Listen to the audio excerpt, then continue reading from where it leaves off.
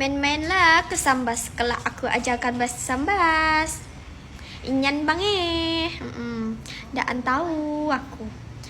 Daan tahu kapan nak bisa pergi ke Sambas. Sibuk terus adik ni abang.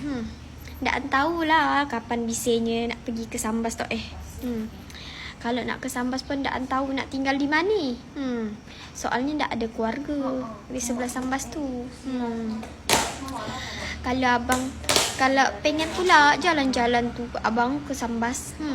Pengen ngeliat keraton macam mana. Tak pernah aku pergi sana tu budak. Macam mana tu keraton Sambas tu? Cuba gak kau tunjukkan sama aku macam mana bentuk gitu kan. Terus di dalamnya tu ada apa-apa gitu kan. Pengen pula aku berziarah ke sana tu. Tapi ni lah payah. Aku ni kerja terus bang ni. Sedih adik kau ni